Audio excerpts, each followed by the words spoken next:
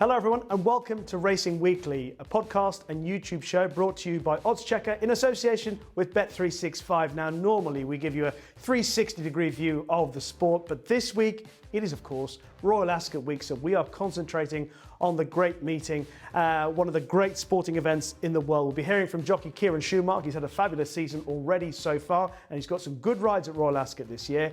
We'll also be getting the lowdown on the American Challenge from US expert Scott Hazelton, who's here to work throughout the week. But as usual, I'm joined by Sam Turner, who's got his eye on all the racing during the week ahead. Sam, just as a punter and as a fan, how excited are you? Oh, it's a fabulous 5 days, Rishi. I won't be there this year, which is a little bit sad, but it also gives me the opportunity to watch you on television all afternoon, all week. Do you want me to send you a signed photo? If you can. Put up at home? To put up next to all the others on the dartboard. I forgot I still sent you those. You do, yeah. Monthly basis. No, I mean, there's just a raft of great... There's just a bit something for everyone. There's something for the handicap lovers, isn't there? People who love the quality group races. There's great 2-year-old races all through it, 6 of them I think at the last count. I just think there's a little bit for everybody, and obviously there'll be some enhanced places from Bet365. There'll be some nice prices on offer. You can have a right good go this week, I think. I love Royal Ascot, and this year better than it has been in recent years because there's such a strong international challenge as well this year from obviously America, Australia, Japan, the Czech Republic. I mean, they're all here. They're all here, yeah. France, Ireland, etc. Let's start off with Tuesday. Clearly, Baid kicks things off in the Queen Anne. Should be an exhibition, a stroll for the champ. Yeah, I mean, just 7 runners go to post, unfortunately, unless you've managed to nick a bit of each way value before the final declarations came out. What prices are anything between 4 and 5 on, I suppose. Yeah.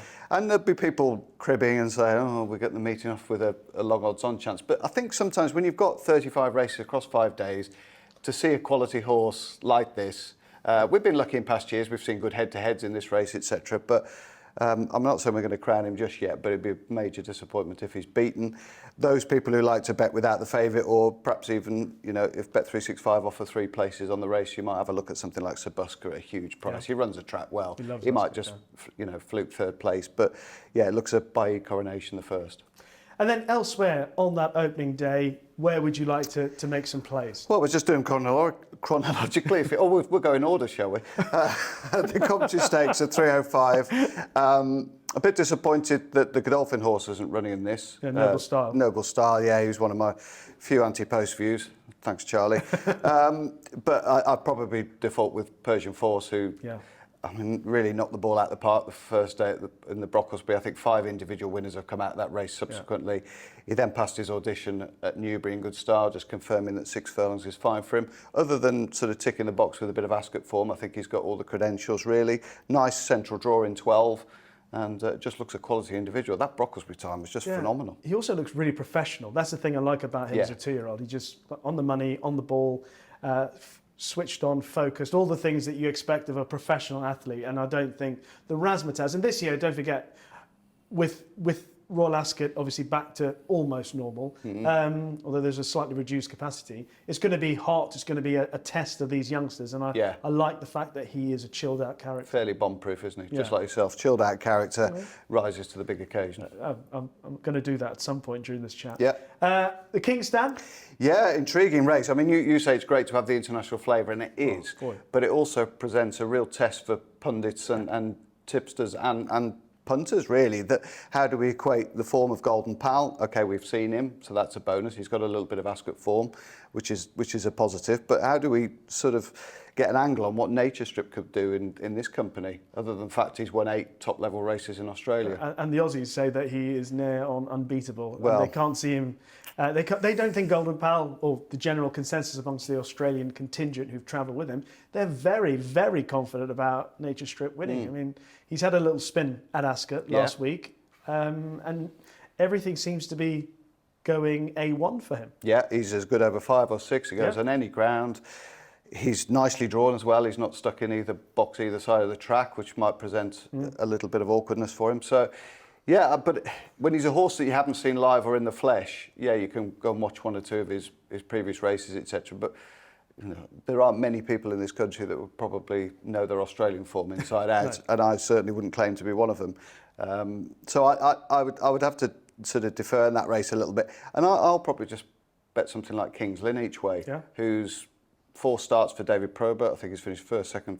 He looked like he's sort of, growing into a bit of a man eventually. It's taken a while for him.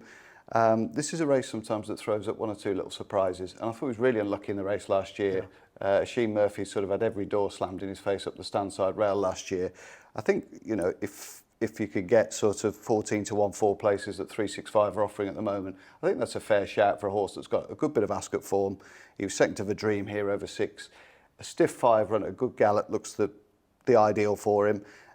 Stall 2, it's open to question whether that's going to be a handy position for him. That's the only question mark. But he'll come from off the pace, and David Probert riding brilliant this year. Can I ask you to do me a favour whilst I give the reasons why I like one horse in this race? You tell me what the price is on Man of Promise with Bet365 whilst I tell you the reason why I like this horse is, having been out in Dubai earlier in the year, spoke to Charlie Appleby about this horse. They're talking about the fact that this horse, when he's sweet mentally, he's at his absolute best.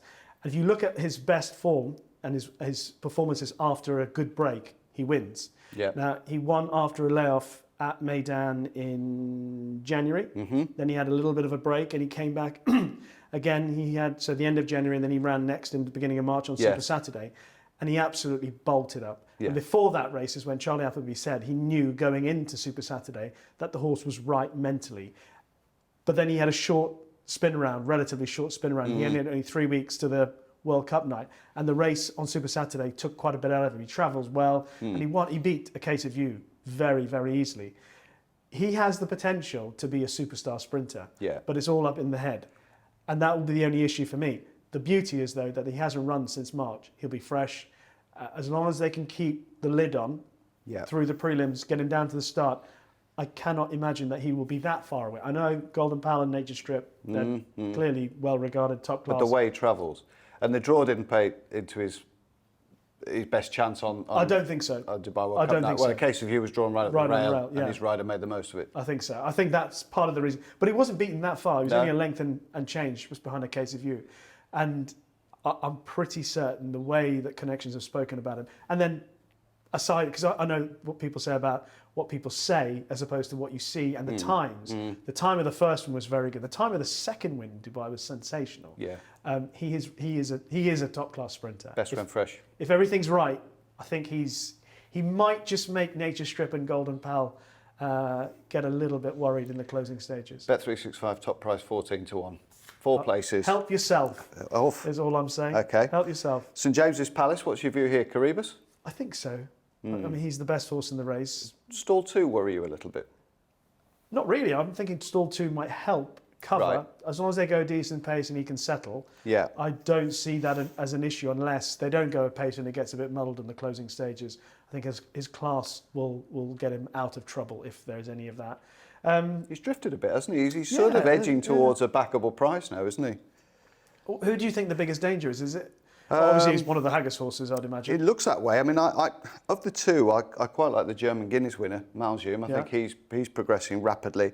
I do think New Energy's a little bit overpriced. Obviously, second in the Irish Guineas. What price is he? 33 to 1, 4 places with 365. They're offering enhanced places on the race, so they've got to be the place to go if you've got an account with them. So, drawn 6 nicely in the middle. Invariably on the scene in his races. I like Sheila Lavery as a trainer. I think she does exceptionally well with what she has. I thought 33s for him was a bit tall. Did you watch the Guineas with the view of the horses trailing at the back at all? A little bit. Did you notice the run of light infantry? No. Well, yes. I thought there was one point he was going to be tailed off the way the race was unfolding, and he looked all at sea coming down the hill. But actually, he picked up late on, and considering it was his first run of the season, and he's still obviously so inexperienced, or raced like he was inexperienced. He's a massive price. David Simcock is going to have another go, and David Simcock, I don't think often would waste entries. So you might want to have another look at this horse at this level, just to make sure that they know one way or he's certainly going to be ridden chilly, even on the round track, isn't he? Well, that's why I'm hoping they go a good bit. I thought he might be of interest each way, but not I can't see anything beating Caribous, can you? No, Berkshire Shadow was the only other one I'd throw in as well, the Coventry winner from last year. Yeah. I know he's on the round track here, but I didn't think he was disgraced either on his comeback. No. The Ascot Stakes? Yeah, obviously Irish dominated. Gordon Elliott, Willie Mullins. What month are we in? March or June? Welcome to Cheltenham. Yeah, Pied Piper with a tongue time for the first time, an interesting conveyance. And then Bring on the Night, obviously fourth to Constitution Hill. So he's one that would definitely have a good look at. But I like last year's winner, Rishi. I think I'm going to put him up at sort of 16 to 1. I think he's a fair price. No strong view there. The Wolferton, which is the penultimate race on the opening day. Didn't like the race particularly, but Perotto would probably be the token selection, the Britannia winner from last year. Yeah. Tasman Bay is a horse that I've always liked. He's run some good races against good horses and been consistent, ran well in France, etc. But he's having his first run of the season. I might just be keeping an eye on him for how the rest of the year progresses. And then the final race, the Copper Horse Stakes, I have had a bet in this race, and that's on Juan de Montalban. Yes. Who won really nicely at Ascot last time. Good speed figure. Very good speed figure, thank you. And he used to be with David Amara, things hadn't quite panned out. He was Andrew Baldwin, David Amara. Then he ran a really good race first time up. Looked clearly that the race would bring him on, and certainly did. He won. Should we read much into the fact that your brother-in-law rides it? No. I mean, don't, no. Do you believe him, viewers, listeners? No. Actually, I should ring him and ask him. Yeah. No, regardless of the fact, I'd love him to have a win, obviously, but regardless of the fact, I do think this is an improving horse. He's got pretty certain connections thought he was a top-class horse, potential pattern horse, so the fact that he's running off 99 in a handicap. My token selection would be Platinum Card, who 4 runs ago was chasing home Baybridge at York. I mean, length behind him. So that will do. I thought that was a fair shout, 20 to 1. And young Ryan Sexton, who got a name check on last week's pod, yes, he's on board claiming 5. So shrewd move from Gordon Elliott, I think. As always.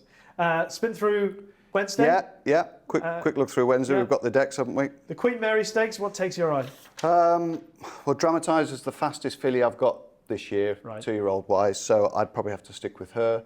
I was really taken with her performance at Newmarket. The seconds won 2 subsequently by 4 lengths apiece, so I would give her a big chance. And I'd like to give a shout out Lady Tilbury as well for David Loughnane.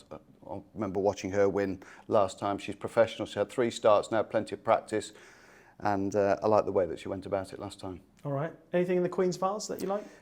Yeah, I've backed Baltic Bird, the Yarmouth winner. Yeah. Although I've got my reservations about making all in the Queen's Vase, so I'd like to see him dropped in. The other one I like is Eldaroff. Yeah. I mean, the form of that race at Newcastle's working out unbelievably well.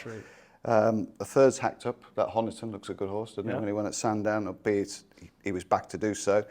I think the 5th's finished a good second, the 7th's won, the 9th's won, and he had an Irish Derby entry as well, Eldaroff. So I think those 2 would be my 2 against the field. Nahani was obviously unlucky in the Derby. Adam Kirby mentioned that the whole fireworks episode didn't help him pre-race, but he actually ran a really good race in the Derby, and he seems really tough as well. He does, tough and hard. He had a good break off that previous Epsom run, hadn't he? So I think he's obviously a big player, but no strong view. What about the Prince of Wales' Stakes on Wednesday? Just the 5 horses declared, but I think it's an absolute cracker. I'll be looking for Platinum Card to win the previous day to give a handsome form boost to Baybridge.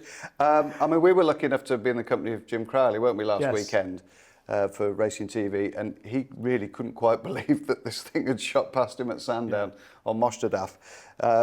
I remember doing the time of that London Gold Cup at Newbury when he won that day, and it was pretty astonishing and stamped him out as a typical Sir Michael Stout, late developer improver, the biggest cliche in racing. But he's certainly proved that as well. It works, doesn't it? Yeah, it does. And he's proved that to be the case, the way that he's progressed and thrived. So hopefully he can put one across the Japs there. Well, the horse from Japan, Sharia, I think he's potentially going to become the first Japanese winner at Royal Ascot. Form's worked out, hasn't it? Well, I mean, he's a Japanese Derby winner. He won it in Dubai. He won at Meydan, the Shima Classic. And on top of everything else, he's also got speed. He's managed to win. I think he clocked a really good time over 9 furlongs as well in his prep run for the Japanese Derby. So it's not short of pace. So you're deserting a Sir Michael Stout horse? I just feel that the prices might be slightly wrong. There's certainly plenty of that. I mean, Hookham came out of that Shima Classic, Yes. and one or two others, haven't they? So, you know, the form that would be the stands only out. thing. I thought if the prices were the other way, I might have a go at Baybridge. But I feel like at the moment, Baybridge is too short and Chariot's too big for what they've achieved. Yeah, so. I get you. The Duke of Cambridge for the fillies. Go on, have you got a view? Because I haven't got a great one. Not really. I mean, I like Bashkarova. I thought the mile at Ascot would suit her because she looked to be staying strongly at the end of the Princess Elizabeth at Epsom. I think the way the race, as long as there's a decent pace, I expected to be strong at the end of the race. Yeah. Mother Earth was disappointing, so a bit of a concern for me last time. Yeah. Hunt Cup I haven't got involved in yet. Haven't had a good look through the runners. Unfortunately, we've only had the decks this morning, so I can't give you a strong view of that, I'm afraid. I'll give you one. Oh, Sinjari. Sinjari, yeah, okay. I like Sinjari. Placed last time, you obviously was with William Haggis, now with the Charltons. Really good comeback run in what looked to be a quality field, and I think he's got a load of ability to still potentially tap into. So he would be the one for me. He's drawn. Where's he drawn? 33. 33, right up the stand side rail. Perfect. Okay. Anything else on that opening day that you wanted to give a mention The Windsor Castle, I wanted to mention Donica O'Brien's Wadeo, who has had plenty of experience, 4 starts, tough, hardy individual, clocked a good time last time. All right, so we've done the first couple of days.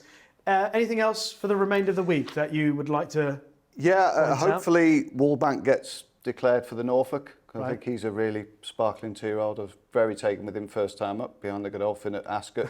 Noble style. It's going to great that is. And then went to York.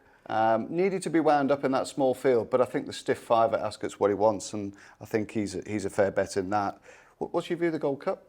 My view of the Gold Cup is Truchan probably won't run because the ground will be too quick. Stradivarius, obviously at his age, might be a bit vulnerable. So Kyprios was my selection. Right, okay. I liked Scope, but I don't think the ground's going to be soft enough for him. Yeah, I think I'm going to put Scope up each way. I think that would be my call, really. He's only been to Ascot once, admittedly on soft ground, bolted up by 7 lengths in a listed, and I thought he ran really well behind Illarab. Okay. But I can't believe Chris Stickles is going to let it get too quick. No.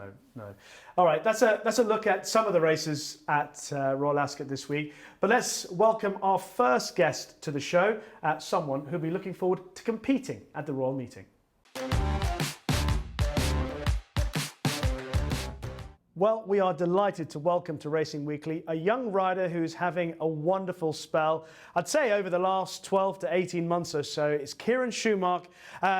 Before we get into chatting to Kieran, Sam, Lady Bowthorpe last season, more Group 1 winners. Just in your own opinion, how well has he been riding? Well, it's obviously brilliant, isn't he?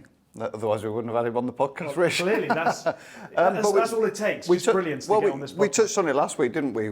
There's a raft of these young riders coming through, and I hope Kieran doesn't mind me calling him young. I'm not saying he's inexperienced, but he's younger than us, certainly, as is everyone. But he's very, very polished tactically. He does his homework. You can see that. Very smooth rider. Very rarely in the wrong position. Building up a good network of contacts, I would think. Good network of trainers. Getting some good extensive rides at Ascot as well. You know, I'd imagine this would be one of the busiest Royal meetings he's had. Yeah. And it's great to see him getting on. Really, really, really good lad with the media as well, as we're about to find out. Well, let's hope that you're right about that. Kieran, welcome to Racing Weekly. Let's start off, if we can, with your own summary. You've heard from Sam and I about how the last 12 to 18 months have gone and how well you feel you're riding at the moment. Yeah, thanks for having me, guys. Good to see you both. Yeah, it's been amazing, really. I mean, to get the first Group 1 winner on the board on some Lady Bowthorpe, that was just, it was a lot of pressure off. She was just, you know, an incredible mare, and she took me. Oh yeah, look, I'd ridden in plenty of Group 1s before that, but she was the first Group 1 ride I had where I was going into Group 1s and actually, instead of I always found in the weighing room jockeys thinking, wanting to know what I was doing because they didn't want to be near me. But when I was riding her, they wanted to know what I was doing because they wanted to follow me, or, you know, because she was such a threat. And it was very exciting. We had some good days on her, and that day in the Nassau Stakes was very, very special. Well, it's great to get that Group 1 win on the board, and great that that's given you confidence, it seems, because certainly to build on it is vital for the success of any jockey. And you're doing that this season. I mean, you're operating at a very good strike rate, and another Group 1 in the bag, obviously on Dreamloper abroad. Just sum up the early part of the 2022 flat season for you. Yeah, I suppose I had a relatively slow start to the flat season, really, because I had a quiet winter, and I quite often do have a quiet winter. A lot of the trainers I've ridden for in the past, like the likes of Roger Charlton, Charlie Hills, they don't have too many runners over the winter, so that can be a quiet period for me. And I was doing a lot of Fridays in Bahrain, and so I was quite stop-start through those winter months. So, but luckily Charlie Hills sort of soon ramped it up, and he had a flyer of a start to the season. So I managed to go on a few of them, and it's just sort of about being able to sort of keep that foot on the accelerator, because the minute you take it off, it can go horribly wrong. But I've had a brilliant start to it, and like you said, Dreamloper, I was almost more desperate for my second Group 1 winner than I was actually my first, because I guess no one wants to be a one-hit wonder. So that was very special, and I've had some good days, and it's still very early on into the flat season. You obviously never heard of Chesney Hawkes, have you, Kieran? Who was a one-hit wonder. Before he was even born, probably. Yeah, without question, before you were born, Kieran. But just very briefly about Dreamloper and her progression this season. I mean, obviously the comeback, or the win at Newmarket, was a very good run. But did you feel after that run that she was a Group 1 winner waiting to happen? Hard to say that, but I tell you what was very obvious to me was when I saw her for the first time at Newmarket in the Dahlia Stakes since the Sun Chariot at the back end of the last year. It was very noticeable how well she had wintered. She had strengthened a lot. Obviously, she's now a 5-year-old, and she had strengthened a lot. She her mind, she seemed to mature a lot, and we saw that in the Prix d'Ispahan, how well she relaxed for me. It's hard to say, getting off her after winning the Dahlias, she was going to win a Group 1, and I think it was. I think everyone was slightly surprised at how well she did win the Group 1 in France. But she's very exciting for the remainder of this year now. Obviously, she's got an entry in the Pretty Polly, I think. Is that Irish Derby weekend? That's a mile and a quarter. Kieran, you'd be confident she'd get that trip okay?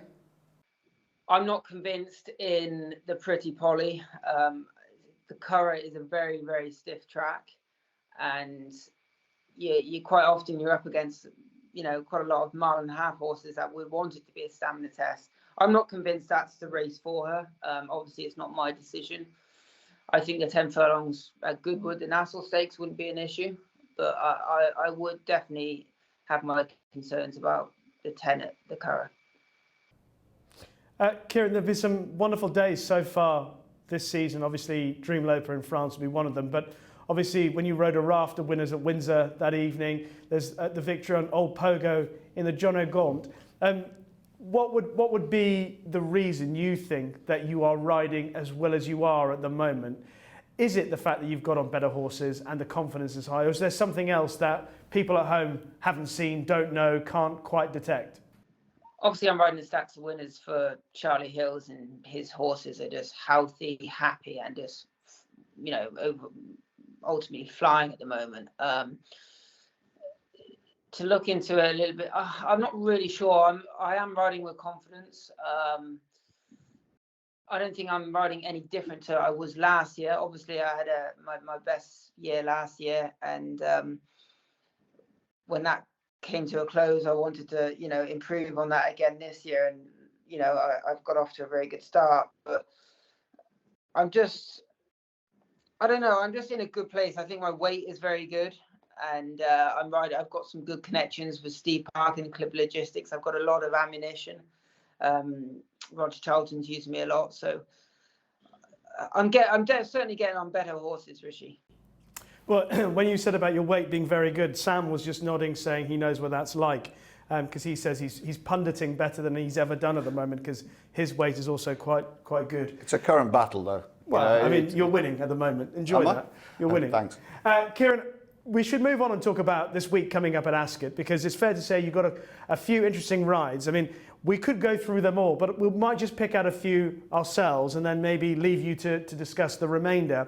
But I think the Queen Mary and Maria Branwell, that looks to be your best ride. Now, I spoke to David Amara on the weekend up at York, and he was saying he thought that's his best hope, and he's very excited by her. How excited are you by her chances in the Queen Mary? Extremely, really. I think she was so impressive at Sandown. She obviously beat Crispy Cat. That was, only a short head behind the Coventry favourite. So back in Ireland. So yeah, I think it was very eye-catching at Sandown. It was a long way back to the third.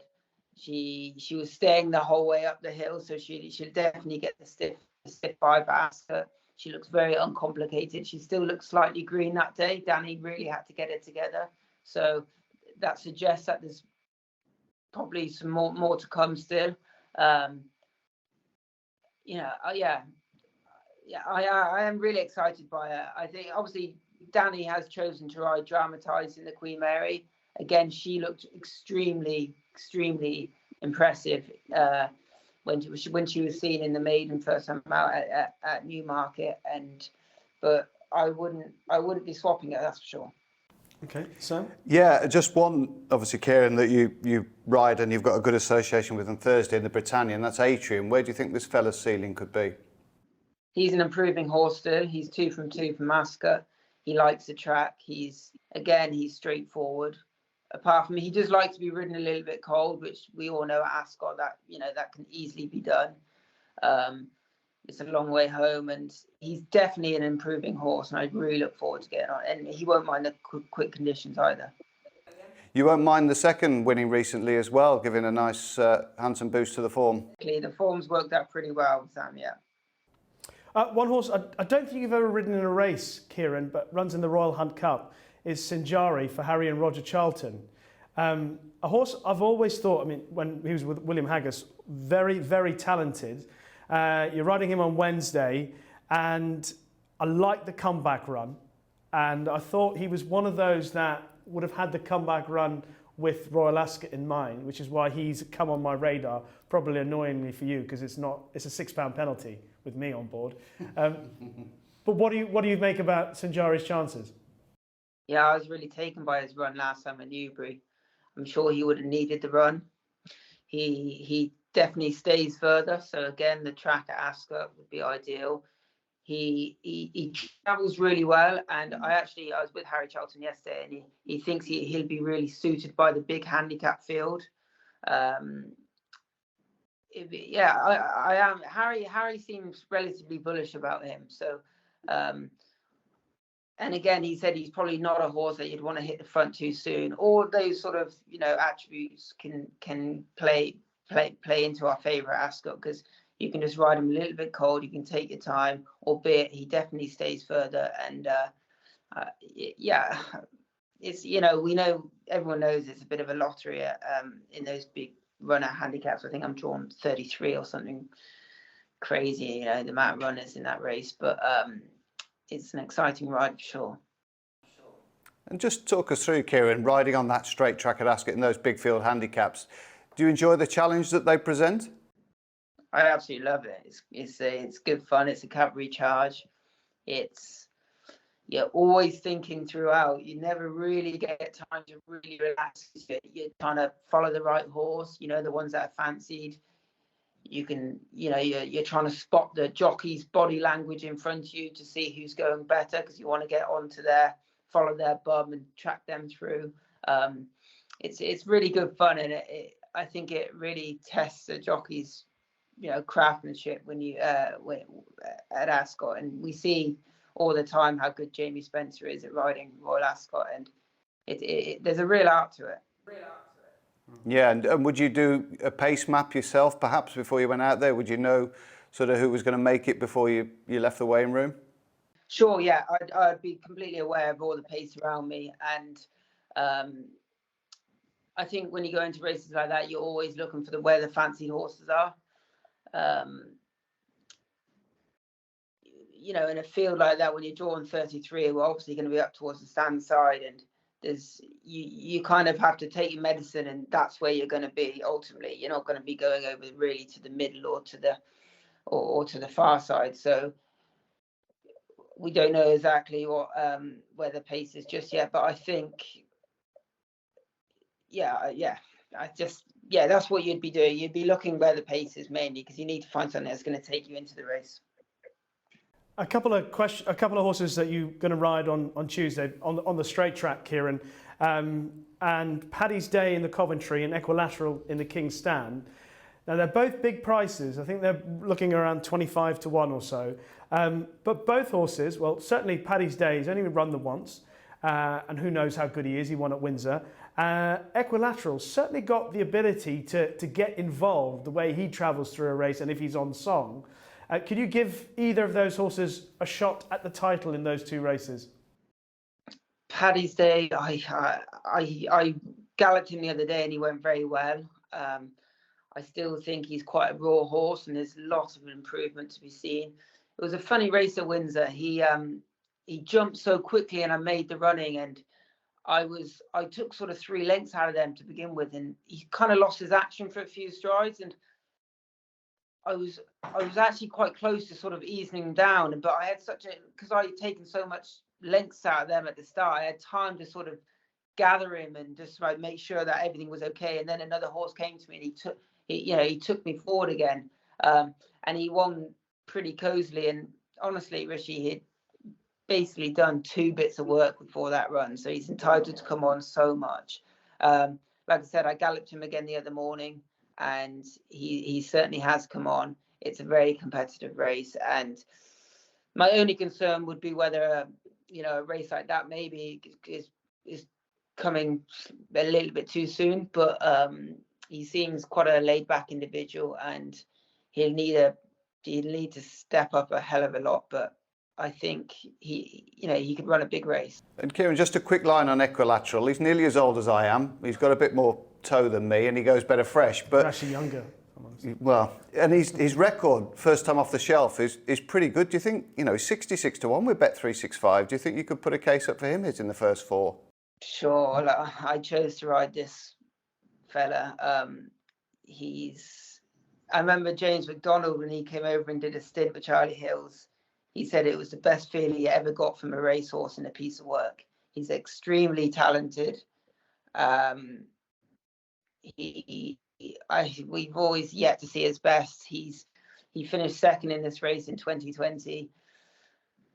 I don't know. Like you said, he does seem to run up well, fresh, and I've been sitting on him a couple of times recently, and to me, he feels like he's kind of back to his best, and he's probably one of my most exciting rides for the week, and I'm surprised he's that priced.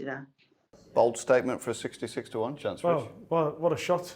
I mean, he definitely does have the talent, without question. And if he is in good nick and runs well fresh, as you say, then there are many, many worse big price chances running through the week. Just to boil it down, and we've spoken about the majority of the rides, if you had to pick out one that was going to be the most likely to put Kieran Shoemark in the winner's enclosure at Royal Ascot, what would it be? Question. Makes a change. Yeah, of horses that I've ridden, possibly Atrium. For Charlie Fellows, won well at Ascot last time. Great record, the trainer as well. Yeah. Straight track, mile handicaps. Yeah. And Kieran, the last thing that I wanted to ask you was, we all get built up about Ascot. We hype it up in the same way that we do about Cheltenham, etc. What is it like for you? I mean, you're obviously one of the younger riders. You've experienced it before, but how hyped do you get about the Royal Meeting? Yeah, it's a week we look forward to every year for sure. It's extremely exciting. It's funny, really, because it's a relatively easy week for us, because we're so used to sort of darting around the country doing ridiculous amount of miles. But actually, Ascot is 45 minutes down the road. It's 5 days only really, for me, having sort of 2-3 rides. So it's quite an easy week in terms of physicality. But yeah, it's hugely exciting, and you're just desperate to have one winner. I've only had one winner at Royal Ascot before when I was an apprentice, and I certainly didn't appreciate it as much as I probably would now if I was to ride a winner there. So it's an extremely important week, and I'd be pretty desperate to ride a winner this week now. But you will on Wednesday. The Royal Hunt Cup is definitely going your way. So I'll chat to you after the race, no doubt, in the winners' enclosure, and we can boast and how we got that right. Yeah. I'm glad you're on board. That's unlike you. Kieran, thank you very much for joining us. Enjoy your week at Ascot, and I'll chat to you on Wednesday. So much, Rishi. Take care, guys. Cheers, Sam. Get a £5 free bet on any Royal Ascot race on Tuesday with Bet365. New and eligible customers only. T's and C's apply.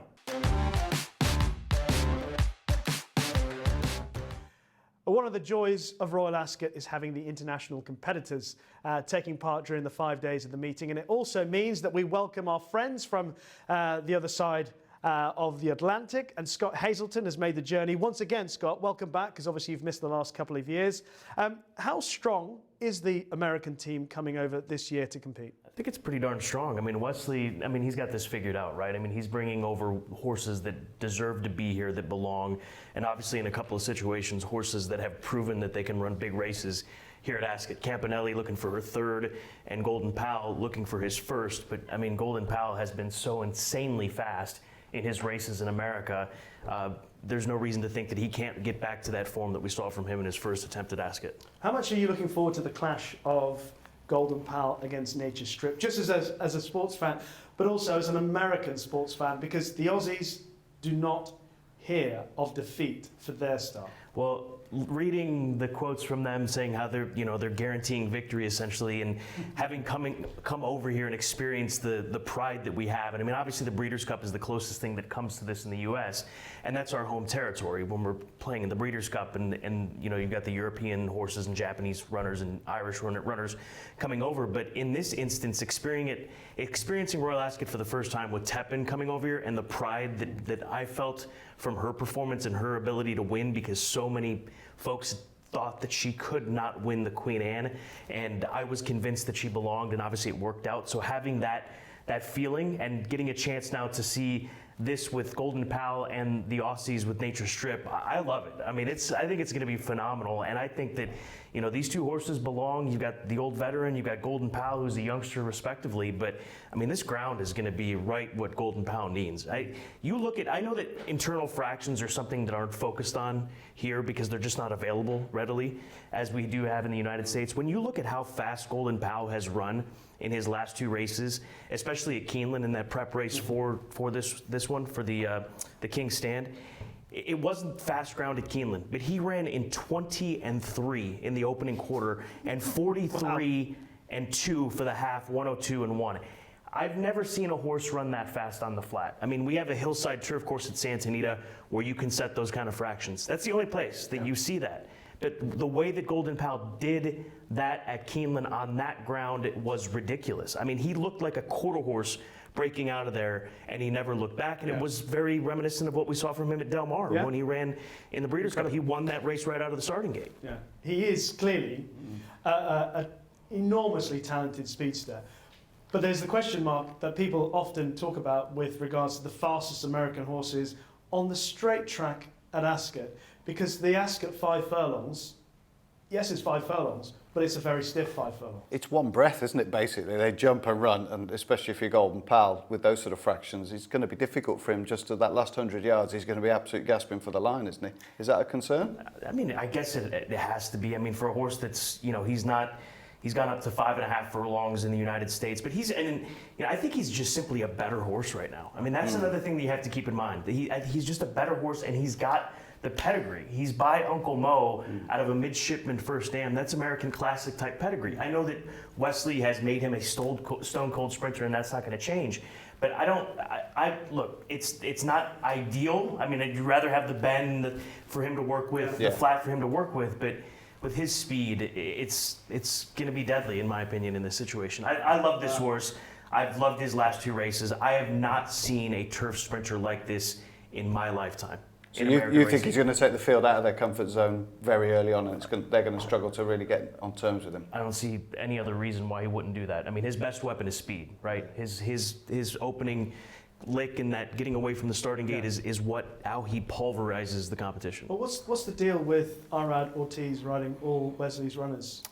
That's something that I haven't had a chance to speak to Wesley about. I mean, you and I spoke about this. I'm wondering, and Irad, he is one of the best in the world, and obviously in America. We just saw him pick up another Belmont Stakes win just a few nights back on Modonegal. If I was to guess, and perhaps this is something that won't come around, but I would say that if it was a situation where, Irad's riding Golden Pal and he comes over here, and I think that, to give up the mounts that he would have in the United States, maybe there was a situation with he and his agent that said, look, if we're going to come over there, we want to ride them all. And I think that Wesley, might have committed in that direction. I mean, but there's no discounting what Irad has been able to do with these horses. On this horse as well, isn't he? Yeah. Well, that's a very important factor when it comes to Golden Pal's chances. So we've discussed that, and clearly you're nonplussed about his chances in the King's Stand. If Lady Aurelia could do it, he can do it, right? In the King's Stand. Is he better than Lady Aurelia? He might be. He honestly might be. Wow.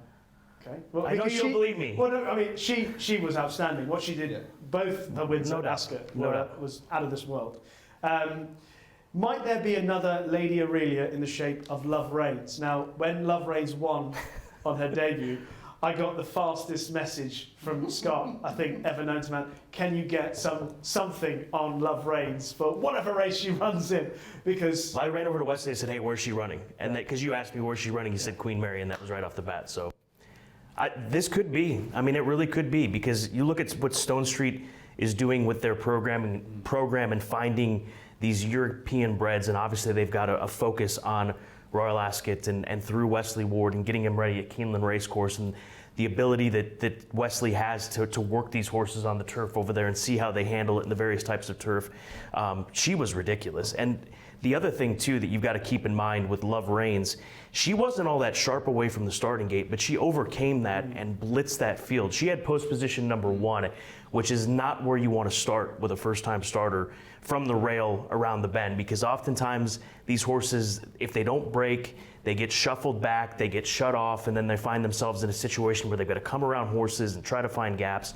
But the way that she won that race was as flashy of a 2-year-old win as I have seen in the time that I've spent at Keeneland Racecourse in the springtime with Wesley getting these 2-year-olds ready for Royal Ascot. Now, 3 horses have come out of that. Okay, they were in the different zip code. See what I did there? What have they done subsequently? It was terrible, sorry. What have they done subsequently? As far as the horses that she beat? Yeah. Moon Magic Chrissy, Dazzle Dominica, and Retro's Baytown. Can you recall anything that they've done subsequently? Not that I can, because the honest truth is the 2-year-old racing, there's just not a lot of opportunities outside of Keeneland to run on the turf. The 5th's finished 3rd since, so it's not disgraced. I would not worry. I mean, it's 2-year-old racing, it's early in the season. The times and the style of performance that you're more... Right, and it's Wesley with these horses that are so well prepared, and when they come over to Keeneland and he leads these 2-year-olds over, they look on a different level. I mean, he's got the stock that looks on the different level, and this filly certainly is one of them. I really do think that of the American runners, she would be the most likely. So that's 2 from 2. Yeah, for okay. Wes Ward. There's no point turning up, is there? I'm going to ring round. Who's gonna beat her? Do you have a pick in that race? I think Dramatised is a good filly. Dramatised? Okay. She is a good filly, but... And also, I genuinely think Maria Branwell is a serious filly. The fact that something can go forward, Maria Branwell will have a target to aim at, as she did with Crispy Cat. So I'm hoping that she might get in the money anyway. What about Seismic Spirit, Ruthin, and Campanelli? Obviously, Campanelli won last year. Dragon Symbol finished in front, disqualification. But Campanelli, she's a class filly anyway. She is, and she's a filly that we saw come back and run big at Keeneland as well. And I think too, her last couple of races. Forget about her race back in the fall. That race was run over a turf course that I've never in my life, in the times that I've been at a race course, seen harder rain fall than what did in the immediate lead up to that race, where she was beaten by a change of control, who was an absolute soft turf course specialist. But the way that Campanelli came back, she put on a show in that most recent start in the Giants Causeway. She closed into the pace. I think that she's going to be one that you obviously have to respect, and we've seen her run well here at Ascot, so she knows how to get it done for the Platinum Jubilee. As far as Seismic Spirit, I don't know. Again, I don't know if this is a horse that certainly is up to the level of a Love Reigns. And Wesley got that race into this horse at Churchill Downs, getting a little bit later of a start. So didn't break the maiden on debut, which we always expect. But I think this is another situation where you've got Stone Street Stables, Barbara Banke. They buy these horses. This is the European pedigree. Didn't run bad, but shows up here and is going to take their shot. Of the non-Wes Ward runners, Pizza Bianca won the Breeders' Cup, Juvenile Turf. For fillies, Spenderella, Slipstream. I mean, would Pizza Bianca be perhaps the best outside of Wes's runners of a chance of... I think Spenderella would be better, yeah. And I think Pizza Bianca, her last race at Pimlico on Preakness weekend was fine. She beat an okay group of fillies there. She's obviously a Breeders' Cup winner. She was beaten by a very nice filly in her return to Consumer Spending, a Chad Brown filly. Who Chad dominates the filly divisions when it comes to turf races, especially with 3-year-olds. But I think that this, from what I have heard, is more Bobby Flay wanting to come here than necessarily Christophe Clement. And Bobby Flay, we spoke to him at Pimlico right before, and you got the feel that it's been, I think, 5 to 10 years since he's been here with a runner, and he's really wanted to come back and get an opportunity with her at Royal Ascot. And the same for Graham Motion. I mean, absolutely. I think Graham looks at this and sees Wesley winning on his home turf at Royal Ascot all these times, and how badly does he want to win a race at Royal Ascot, Graham Motion. And he's a man that's had great success in the United States, multiple Breeders' Cup winners, a Kentucky Derby winner with Animal Kingdom. But Spenderella is a serious filly. She is well related. She is a filly that is a half-sister to Spanish Love Affair, who's a very good runner during her career. But this filly, the way that she has done it, she has just been so impressive every step of the way. And I hope that she shows up. I hope that she shows up, runs a big race, and we see more American connections outside of the 2-year-old straight races, looking for some of these other types of races outside of the straights. If those horses all line up in the Coronation Stakes, if Homeless Song lines up, there's a doubt about the ground. Yeah. The Homeless Songs, Cachet, Inspiral, it's going to be a fabulous race, isn't it? Spenderella, Pizza Bianca. Yeah. Is Bobby Flay going to open a restaurant in London or something? I don't know. Is he? I don't know. I mean, is that what he's... Are you worried about already that? Well, I'm just thinking you're after a gig already, are you? Any chance that you could make a, hey... We'll get you hooked up over thank you. at Ascot, Let's summarise. The food would be better than Rishi Persad anyway, wouldn't it? What are you talking about? I'm a pretty smart chef. Are you? Actually. You make a good cup of coffee. Thank you. Just run down the road and get it. Best American bet of the week. You've got Golden Pal, Love Reigns, etc. Campanelli, Spenderella. You've only got $1 to play with. Which one? Well, based on what is Love Reigns right now? What is her price? 3 to 1. 3 to 1. Bet 365. $3 to 1. I mean, that's the price. 3 to 1 to me is a fair price. I also think that If this race was in the States, what price would she be? I remember when Tepin was running. Oh, she'd be.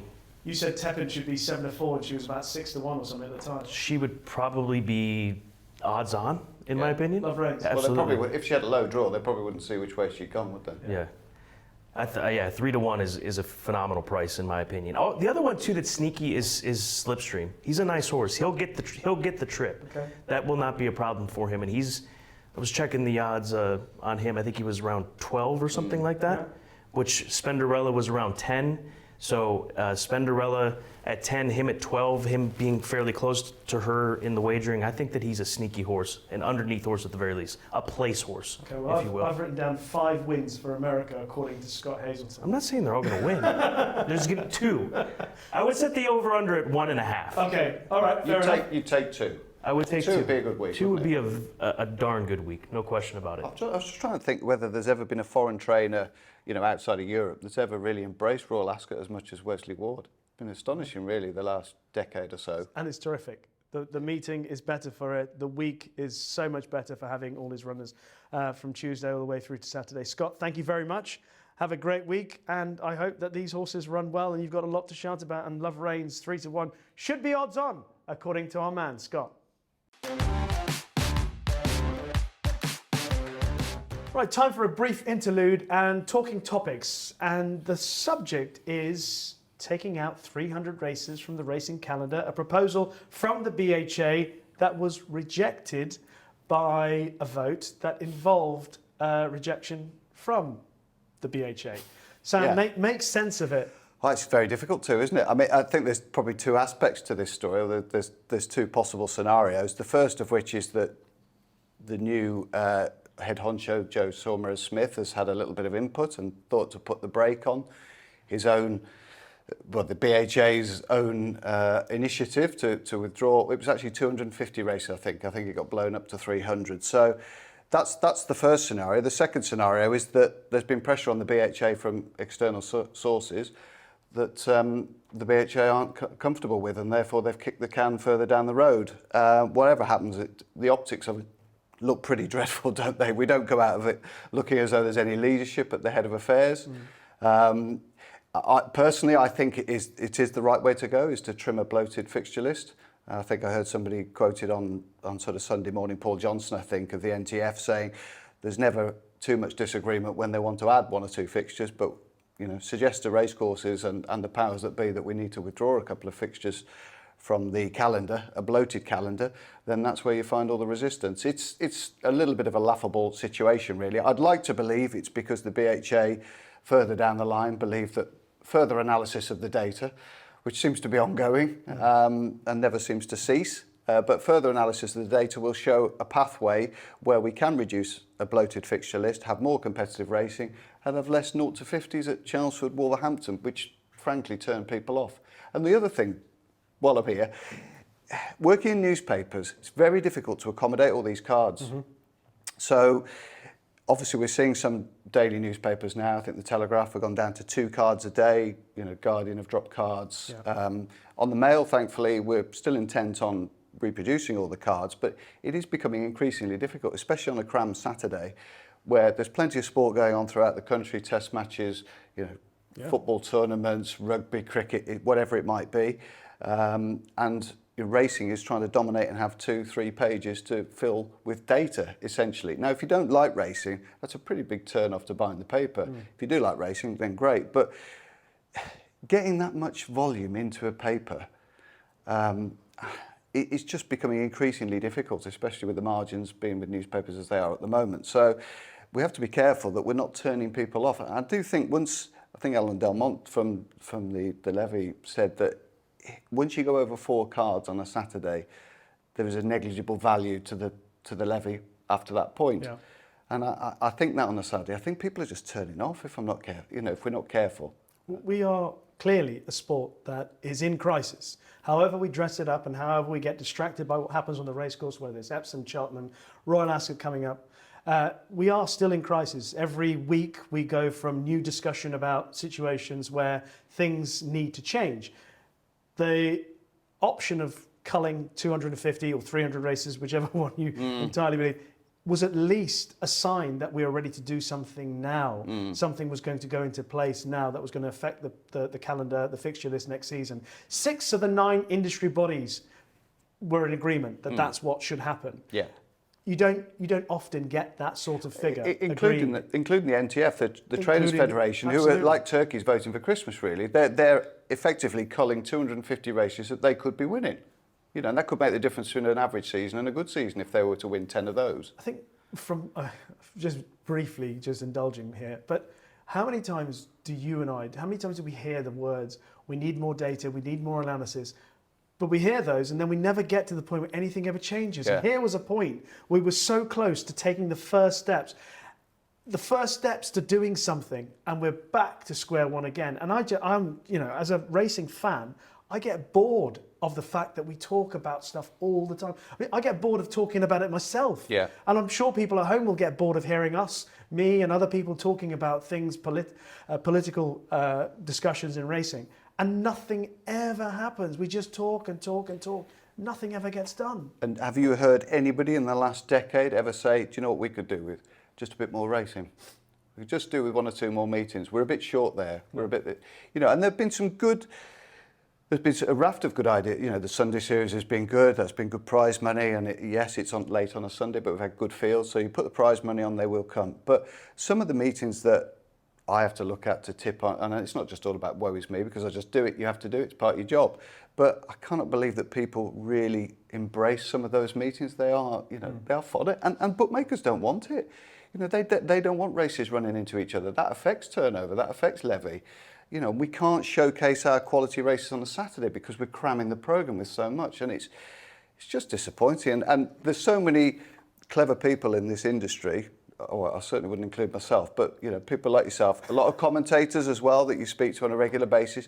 They see these sort of fixture anomalies from month to month to month, and they say, well, why don't we do that, or why don't we do that? And there's good people that have got some great ideas, but they just never seem to get heard, and they never seem to get implemented, which is the major chagrin of mine. The first ever Royal Ascot. Yeah. There's also Stratford, Thirsk, Beverley and Brighton. Yeah. Is that necessary? No, and thankfully they haven't scheduled the Stratford race either just before or primarily just before the Royal Ascot races that they have done in the past. So somebody's listened there, thankfully, and put some of the flat cards in amongst the Ascot ones. But I did notice that there is a race that's quite close to a leading race at Ascot on the first day, I think, and if it runs late, you're going to have less time to talk about something like the Queen Anne or St James's Palace, which is ludicrous. I think everybody knows less is more for this sport, and the sooner we get going on it, I think the better. Well, why not have 2 afternoon meetings and 3 in the evening? If you've got to get that volume of fixtures in, have 2, have 2 every 15 minutes, and you give Ascot a proper show then, don't you? What I enjoyed about the discussion regarding the culling of fixtures were a lot of people spoke positively about taking a short-term hit for the long-term gain. Yeah. And that's what we want. That's what we know, that the sport is in crisis and it needs help. Fixtures, prize money, all of those things, all interlinked as well. Yes. Okay, if it's going to take a little hit now, we know that it's going to be better in the long run. Let's move in that direction. And they keep going back to the data and analysis. Well, you talk to anybody with any common sense at all. You look at those races that are going to be culled. How is culling those races, as you you quoted Alan Del Monte from the levy. How is that going to materially affect negatively racing's finances? I don't see it. No. Anyway. There's a massive resistance to change in racing, and we saw how difficult it was to get the 48-hour decks through, but finally they got them through, and by most people, I'd say 99% people's opinion, that's been a great thing for racing, the 48-hour declarations. Being able to look at Ascot on Sunday for Tuesday's card, which has increased attention and betting turnover.